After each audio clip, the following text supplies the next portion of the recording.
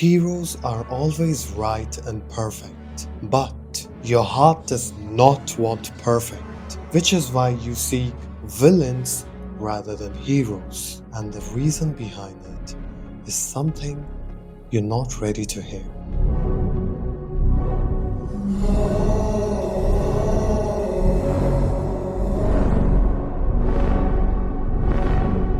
Villains in anime have multiple dimensions, meaning just like us humans, they have many faces to them and cannot really be defined with just one word. To make it easier, let's look at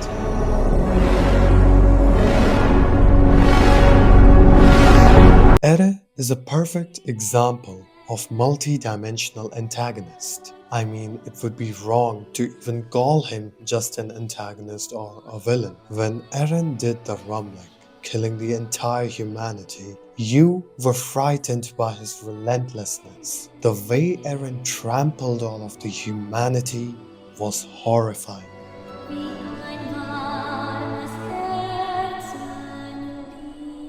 And made you look at him as a monster. But even after all of this, deep down, your heart had an understanding for him. You were able to see an innocent human in that monster. You saw a boy who was tired of fear, tired of the walls, a boy who cared about his people. You understood everything. But on every step you questioned why Eren decided to destroy the world, and yet you never questioned yourself, the part of yourself which understood Eren and all his evil actions. This is because deep down inside, we all have had feelings of revenge. Somewhere inside us, we want the world to know our pain, wanting to destroy everything, even if just for a second.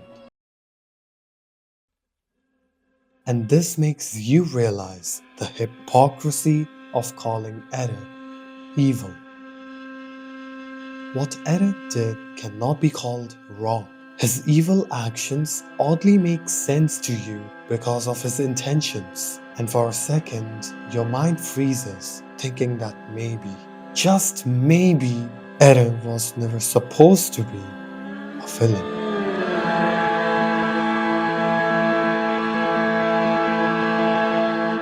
But he fell victim to extreme circumstances, showing you how thin the line between evil and good is. Eren brought up the emotions you were hiding deep inside you, reflecting like a mirror which reflects your darkest feelings, a mirror which makes you realize that you and Eren are exactly the same, with the only difference being how Eren acted and how you are acting. A very thin line of difference.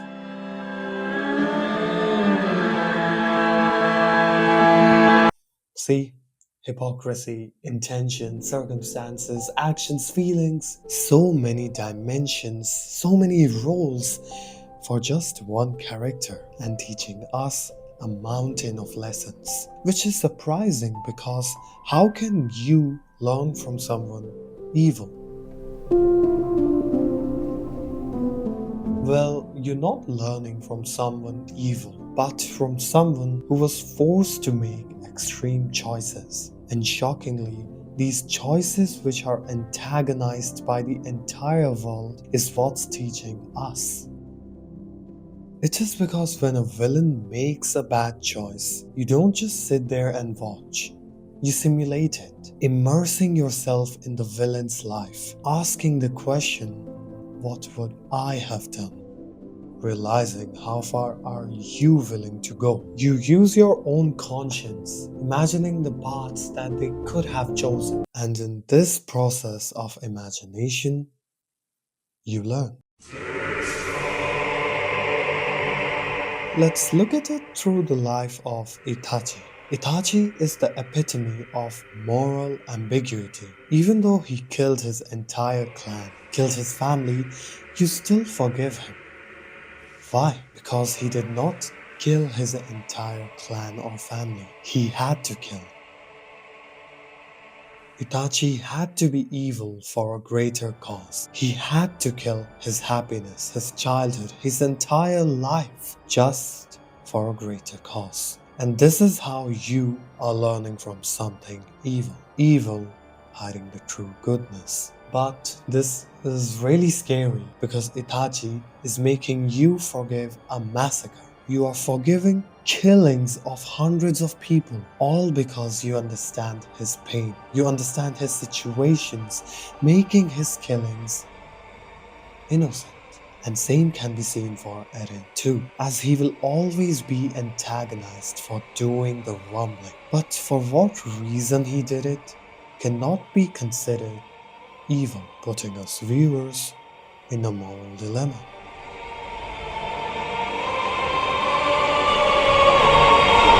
You must have heard the saying, villains are made, not created. This is because you understand the circumstances of the villain, making you hesitate for a second before you call them evil. Hence, creating a moral dilemma, triggering us into questioning our morals, questioning what is right, what is wrong, completely changing our perspective on villains. Maybe villains are not villains after all, they are just protagonists. Protagonists who chose a different course of actions, something more heinous, something much more vile, choosing to be evil to be good.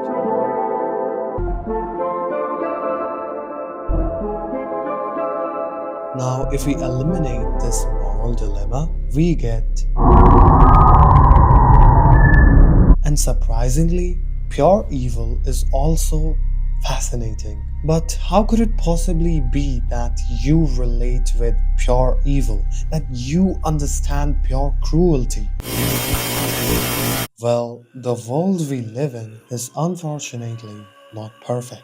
And this is honestly represented by villains, even more honestly than heroes, sparking our relatability with pure evil. You understand all of it with just one word: reality. Sometimes these villains, in a very subtle way, end up representing our broken world, accurately showing the pain points of a human's life. And this resonates with you, making pure evil seem familiar. How the villains deal with the corrupt world, fighting its corrupted values, beating cruelty with cruelty, is something which we cannot call wrong or bad because it's what we all are dealing with. Mapping our lives through corruption, trauma, pain, situations, all of this is a part of our daily life. But the only difference is our choices. I am not saying that you need to become evil villain, you need to sympathize with the villains. Not at all. I mean, I myself, yes, the guy who talked about villains for so long, is a hero loving guy. I love heroes. In fact, it's better you realize that hero is what you should become. But never forget that villain is what you could have become. And the creepy part is, the gap between these two is not as wide as you think.